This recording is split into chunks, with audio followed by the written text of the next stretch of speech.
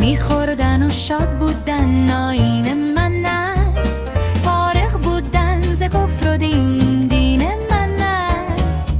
گفتم به عروسی در کابین تو چیست؟ گفتا دل خرم تو کابین